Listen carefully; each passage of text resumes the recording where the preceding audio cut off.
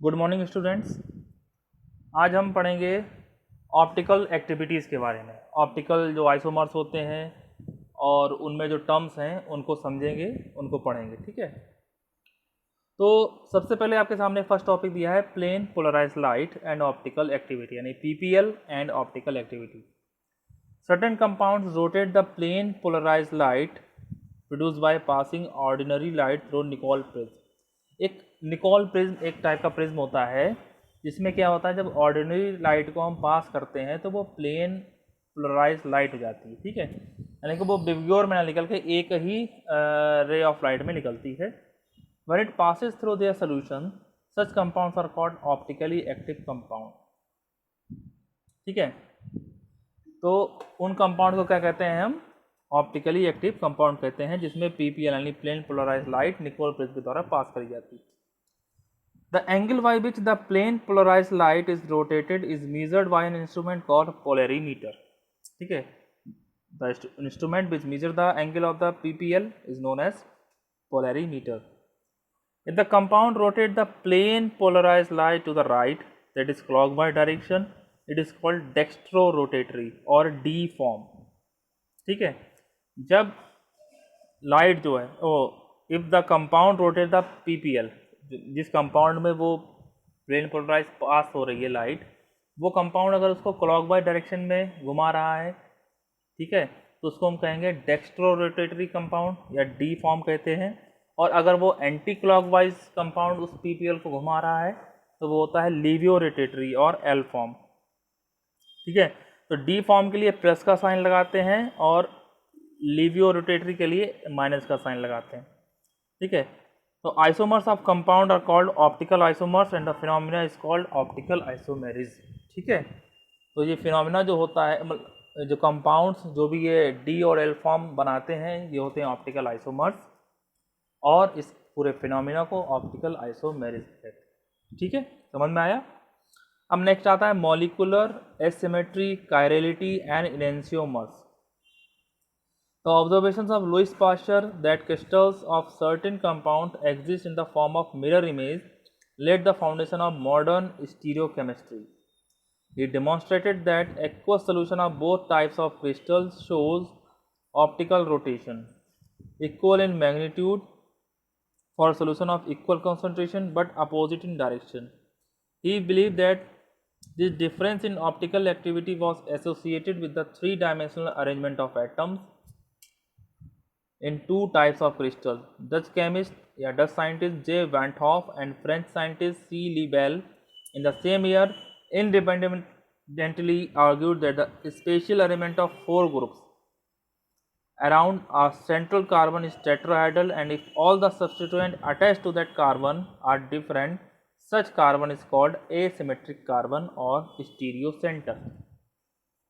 ये पूरी कहानी के बाद इन्होंने ये बताया कि कार्बन की चार वैलेंसी होती हैं और वो स्पेशियल अरेंजमेंट होता है, यानी कि स्पेस में वो आराम से पूरा फुल्ली अरेंज होता है। और जब फुल्ली उसकी वैलेंसी अरेंज होती हैं तो स्पेस में आके तो कैसी होती हैं? टेट्राहेड्रल फॉर्म में अरेंज होती हैं। यानी कि कार्बन जब अपनी अपनी स्ट्रक्चर फॉर्म करता है तो वो टेट्राहेड्रल स्ट्रक्चर फॉर्म करता है। और जब उन चारों वैलेंसीज जो हैं, चारों वैलेंसीज हैं, चारों वैलेंसीज पर अगर अलग अलग एटम ज्वाइन है उससे, ठीक है, तो वो होता है एसिमेट्रिक कार्बन या स्टीरियो सेंटर कहते हैं। और चारों ही बॉन्ड्स पर, चारों ही वैलेंसीज पर जब सेम ही एटम ज्वाइन होता है उसको कहते हैं सिमेट्रिकल कार्बन। ठीक है, ये बात समझे? देखो क्या होता है, ये कार्बन है 1 2 3 4, अब यहाँ पे A B C D लगा हुआ है, तो ये हो गया आपका एसिमेट्रिक कार्बन और स्टीरियो सेंटर। ठीक है, क्योंकि इसमें चारों वैलेंसीज पर अलग अलग एटम्स ज्वाइन है। अब अगर इसी पर कार्बन पर एक ही लगा हो, A, यहाँ पर भी A, यहाँ पर भी A और यहाँ पर भी A लगा हो, तो ये सिमेट्रिक कार्बन हो गया। सिमेट्रिकल समझते एक जैसा। ठीक है, तो सिमेट्रिकल और एसिमेट्रिकल में डिफरेंस समझ आ गया होगा। अब एक नया वर्ड आता है super imposable, non super imposable, chiral और कायरलिटी। अब वो इससे समझिए। ये आपके सामने जो इमेज दिख रही है, चाहे तो आप अपनी NCERT पे देख सकते हैं लेके। मिरर इमेज की बात करते हैं। पहले हम मिरर इमेज की बात करते हैं। जैसे गिलास है, एक शीशे का गिलास है या जो बॉल है, जब बॉल की मिरर इमेज देखें तो उसमें कोई डिफरेंस दिखेगा? नहीं दिखेगा, ठीक है। वो तो सेम दिखेगी क्योंकि वो स्फेरिकल है, उसकी कोई साइड तो है नहीं, दिशा तो कुछ है ही नहीं उसकी, है ना। आगे पीछे दाएं बाएं कहीं से रखेंगे वो सेम दिखेगा। तो ऐसी मिरर इमेजेस को कहते हैं हम सुपर इम्पोजिबल मिरर इमेज कहते हैं, जिनमें कोई चेंज नहीं होता। जैसे गिलास ऊपर रखा है, इसको चाहे घुमा के रखो चाहे सीधा रखो, ऐसे ही दिखेगा मिरर इमेजेस की, जैसी दिखाएंगे आप। तो ऐसी मिरर इमेजेस को कहते हैं सुपर इम्पोजिबल मिरर इमेज। और ये कैसा है? नॉन कायरल ऑब्जेक्ट है, ठीक है, क्योंकि ये सिमेट्रिकल है ना। अब दूसरी तरफ हम देखते हैं, हाथों को देखो। जब आप अपने हाथ की मिरर इमेज देखेंगे तो उधर अलग दिखेगी ना। तो ऐसी मिरर इमेज को कहते हैं हम non super impossible mirror image. और देखो, पांचों उंगलियां बराबर थोड़ा ना होती, तो क्या हो गया? ये कायरल ऑब्जेक्ट हो गया, है ना। यानी कि ये एसिमेट्रिकल हो गया। देखिए, जो एसिमेट्रिकल कार्बन एटम है वो कायरल कार्बन एटम कहलाता है, जिसमें चारों की वैलेंसीज में ABCD यानी 4 अलग अलग एटम ज्वाइन है। तो वो क्या हो गया? Chiral carbon. और जी यहाँ पे जो मिरर इमेज दिख रही है उसको इससे रिलेट करो तो समझ आ जाएगा कि जब मिरर इमेज बन रही है एक हाथ की दूसरे हाथ से, तो वो अलग अलग दिखाई देगी। दिखने में सेम दिखता है, लेकिन अगर कायदे देखो तो ये अंगूठा इधर है और ये अंगूठा इधर आ गया, है ना। चारों उंगलियां जो बराबर थोड़ा ना है, तो ये क्या हो गया? कायरल ऑब्जेक्ट है। और मिरर इमेज कहती है नॉन सुपर इम्पॉसिबल है, क्योंकि सेम थोड़ा ना होती मिरर इमेज। ये सेम है, कैसा रखो, उल्टा सीधा दाएं बाएं कैसा रखो वो वैसी आएगी। लेकिन इसमें कैसा है? इसमें इधर, जैसे आपने वो देखा होगा, लेटरल इन्वर्जन पढ़ा है लाइट चैप्टर में, लेटरल इन्वर्जन पढ़ा होगा, बस उसी का केमिकल जो है क्या कह सकते हैं उसका रूप है, उसी का केमिकल रूप है। ये केमिस्ट्री की लैंग्वेज में इसको कायरल ऑब्जेक्ट या non super impossible mirror image कहते हैं। समझ में आ गई? अब बात करते हैं आगे। तो सिमेट्रिकल, एसिमेट्रिकल, कायरल, कायरलिटी समझ आ गई होगी, ठीक है। तो ये है। अब जैसे कि इसमें देखिए ABC, the above test of molecular chirality can be applied to organic molecules by constructing models and its mirror images, or by drawing three-dimensional structures and attempting to superimpose them in our minds. There are other aids, however, that can assist us in recognizing chiral molecules. ठीक है। अब propane two ol and butane two ol and their mirror image हम देखते हैं। ये क्या है? इसका नाम 1 2 3, ठीक है ना, प्रोपेन टू ऑल। अब इसकी मिरर इमेज को हम देखें तो इसमें ये बात करते हैं। देखिए, ये प्रोपेन टू ऑल है, तो इसमें देखो सिमेट्रिकल कार्बन है, तो ये कायरल है ही नहीं, ठीक है। तो ये सिमेट्रिकल कार्बन है ना, तो इसमें कायरलिटी तो है ही नहीं। ये कैसा है? एक कायरल मॉलिक्यूल हो गया, क्योंकि चारों जो भी इसमें अटैच हुए हैं कार्बन के साथ, जो भी है CH3 CH3 CHOH, ठीक है। तो इसमें सारे ग्रुप एक ही से लगे ना। As you can see very clearly, propan two ol does not contain an asymmetrical carbon, as all the 4 groups attach to the tetrahedral carbon are not different. सारे ग्रुप सेम है ना, इसमें देख लो। तो ये क्या हो गया? एक कायरल मॉलिक्यूल हो गया। अब दूसरी बात करते हैं, ब्यूटेन टू ऑल की बात करते हैं इसमें हम। तो देखो, इसमें मिथाइल ग्रुप है और C2H5 ग्रुप है, तो इसमें अलग अलग हो गया ना। भले ही एक अलग हो जाए, अलग तो हो गया एक। तो butan two ol has 4 different groups attached to the tetrahedral carbon and as expected is chiral. तो ये कैसा हो गया? कायरल मॉलिक्यूल हो गया। तो some common examples of chiral molecules ये आपको नीचे दे रखे हैं। 2-क्लोरोब्यूटेन, 2,3 डाई हाइड्रोक्सी प्रोपेनल, फिर आगे आपका ब्रोमो क्लोरो आइडोमीथेन, ठीक है, 2-ब्रोमो प्रोपेनोइक एसिड। ये सब क्या है? आपके कायरल मॉलिक्यूल्स होते हैं। तो इनका स्ट्रक्चर आप ड्रॉ करके देखिएगा, तो कायरलिटी और एक कायरलिटी में आपको डिफरेंस खुद ब खुद पता चल जाएगा, ठीक है।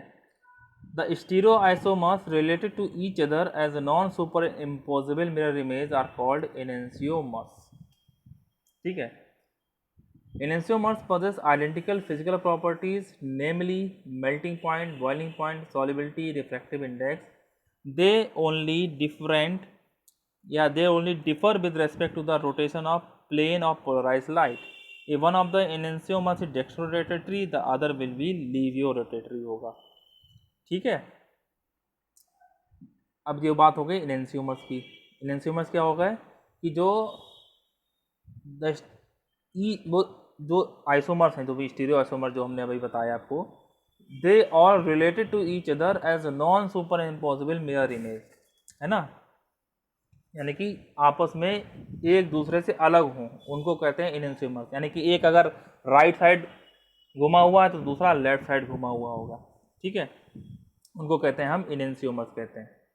तो आप एग्जाम्पल आपको देखना है तो ये देखिए, ये क्या है, ये enantiomers है ना, जिसका enantiomers ये है ना, और इसका enantiomer ये है. तो ये enantiomers है ना, इसको घुमा दिया, देखो ये लिखा है ना, घुमा दिया इसको घुमा दिया तो ऐसा हो जाएगा, फिर घुमा दिया तो ऐसा हो जाएगा. तो यानी कि एक डी फॉर्म दिखाएगा तो दूसरा एल फॉर्म दिखाएगा. अब नीचे बात आती है, a mixture containing two enantiomers is in equal proportion will have zero optical rotation as the rotation due to isomer will be cancelled by the rotation due to the other isomer.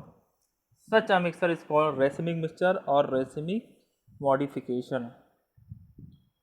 ठीक है, अभी इसको समझें आप. अब इसमें क्या हुआ, जीरो ऑप्टिकल रोटेशन क्यों होगा भाई, देखो क्योंकि एक डी फॉर्म दिखा रहा तो एक एल फॉर्म दिखा रहा, यानी इक्वल और अपोजिट रोटेशन दिखा रहा है. जब इक्वल एंड अपोजिट रोटेशन है तो जाहिर सी बात वो क्या हो जाएगा, जीरो हो जाएगा उनका ऑप्टिकल रोटेशन जो है. तो ऐसे, तो इसको हम क्या लिखते हैं, डीएल फॉर्म लिखते हैं. और ऐसे मिक्सचर्स को, ऐसे सॉल्यूशंस को, यानी ऐसे कंपाउंड्स को हम क्या कहते हैं, रेसिमिक मिक्सचर कहते हैं. Such a mixture is known as racemic mixture और रेसिमिक मॉडिफिकेशन. ठीक है, और रेसिमिक मिक्सचर को हम डीएल और प्लस माइनस से रिप्रेजेंट करते हैं. जैसे कि ब्यूटेन टू ऑल है, ब्यूटेन टू ऑल जो ऊपर देखो दे रखा है ये वाला, ये दिया है, ये क्या है, ये रेसिमिक, इसको हम डी एल लिखेंगे, डी और एल लिखेंगे या प्लस माइनस, क्योंकि इसमें क्या हुआ, दोनों ही कॉन्फ़िगरेशन दिख रही है हमको, तो ऑप्टिकल रोटेशन तो जीरो हो गई. ठीक है, इसलिए इसको रेसिमिक मिक्सचर कहेंगे हम. ठीक, अब दूसरी फॉर्म आती है, इधर आते हैं हमें थोड़ा सा नीचे बढ़ें. नई वर्डिंग आती है एक रिटेंशन. रिटेंशन का मतलब होता है रिटेन रहे, यानी कि जो भी कॉन्फ़िगरेशन है वो वैसा वैसा रहे केमिकल रिएक्शन होने के बाद भी, उसको कहते हैं रिटेंशन ऑफ कॉन्फ़िगरेशन. जैसे आपको ये डायग्राम दिख रहा होगा, इसमें देखिए ए बी सी और ये नीचे एक्स और ये ए बी सी नीचे वाई. क्या हुआ कि जब रिएक्शन हुई तो कॉन्फ़िगरेशन इसका ये वाला था. ठीक है, कॉन्फ़िगरेशन ये था, लेकिन जब इसमें y ऐड हुआ तो y सीधे यहीं पर ऐड हुआ, यानी कि उसकी कॉन्फ़िगरेशन में कोई प्रॉब्लम नहीं, कॉन्फ़िगरेशन वैसा का वैसा ही रिटेन रहा, यानी कि जो बॉन्ड जो था वो वहीं का वही बना रहा. यानी कि during a reaction no bond to the stereo centre is broken, यानी बॉन्ड कोई टूटा नहीं, बस जो ग्रुप था वो हटा, उसकी जगह दूसरा ग्रुप लग गया. तो this is known as retention of configuration, यानी कॉन्फ़िगरेशन जो था वो रिटेन रहा. जैसे नीचे एग्जाम्पल दिया, मिथाइल ब्यूटेन 1 से क्लोरो 2 मिथाइल ब्यूटेन बनी. ठीक है, तो इसमें देखिए क्या हुआ, बॉन्ड टूटा, मतलब बॉन्ड का मतलब ये जो हमारा जो ग्रुप है ये हटा यहाँ से, उसकी जगह क्लोरीन लग गया, यानी कॉन्फ़िगरेशन रिटेन रहा. There is no change in the configuration of the molecule, इसको कहते हैं हम रिटेंशन ऑफ कॉन्फ़िगरेशन. अब उसके बाद आता है इन्वर्जन, रिटेंशन, रेसिमाइजेशन की बात करते हैं. तो हमारे पास देखो, ये देखिए, ये बी, ये ए और ये ए प्लस बी हो गया. ठीक है. अब अगर देखो ये कंपाउंड, हमारे पास कंपाउंड क्या है, ये वाला कंपाउंड है. अगर इससे केवल ए वाला कंपाउंड बन रहा है ये, तो उसको कहेंगे रिटेंशन ऑफ कॉन्फ़िगरेशन. क्यों, क्योंकि यहाँ पर एक्स लगा था और एक्स से यहाँ पर वाई लग गया, यानी कि एक्स हटा और वाई लग गया, यानी कॉन्फ़िगरेशन तो रिटेन रहा, तो इसको कहेंगे हम रिटेंशन ऑफ कॉन्फ़िगरेशन. और इससे अगर केवल बी वाला प्रोडक्ट बना, तो इसमें क्या हुआ, कॉन्फ़िगरेशन में क्या कुछ चेंज हुआ बिल्कुल हुआ। तो ये क्या हुआ, इन्वर्जन ऑफ कॉन्फ़िगरेशन हुआ। क्यों, देखो यहाँ पे एक्स एच ये था और यहाँ पे एच यहाँ पर आ गया, यानी घूम गया ना पूरा। तो ये क्या हो गया, इन्वर्जन ऑफ कॉन्फ़िगरेशन हो गया। और ए प्लस बी दोनों आते हैं, यानी कि 50% ए भी आ रहा है, 50% बी भी आ रहा है। तो इसको कहेंगे हम रेसिमिक मिक्सचर यानी रेसिमाइजेशन, यानी कि क्या हुआ, डी फॉर्म और एल फॉर्म दोनों आ रही ना, तो इसको कहते हैं रेसिमाइजेशन। इसको कहेंगे रेसिमाइजेशन कहेंगे। और प्रोडक्ट क्या होगा, ऑप्टिकली एक्टिव होगा कि इनएक्टिव होगा, इनएक्टिव होगा। अभी हमने बताया था ना कि डीएल फॉर्म क्या होती है, ऑप्टिकली इनएक्टिव होती है, क्योंकि उसके पास 50% डी और एल दोनों को ही कैरेक्टर आ जाते हैं, यानी इक्वल एंड अपोजिट। तो जाहिर सी बात वो जीरो, उसका ऑप्टिकल रोटेशन क्या हो जाता है, जीरो हो जाता है। ऐसे ही को हम रेसिमिक मिक्सचर कहते हैं। तो अगर ए बी आ रहा है पूरा हमारे पास, यानी कि ए प्लस बी दोनों ही आ रहे हैं हमारे पास कंपाउंड बनकर, तो क्या हो गया जी, हमारा रेसिमाइजेशन हो गया। ठीक है, क्लियर। तो आज हमारा हेलो अल्केन्स के सारे टॉपिक्स क्लियर हो गए हैं। कल हम पढ़ाएंगे हेलो एरीन्स के बारे में, यानी बेंजीन्स और उनके डेरिवेटिव्स की केमिकल प्रॉपर्टीज, बेंजीन और हैलाइड आयंस के बीच के बॉन्ड का जो नेचर है वो बताएंगे, और उनकी केमिकल प्रॉपर्टीज। तो please like, share and subscribe this video. Thank you.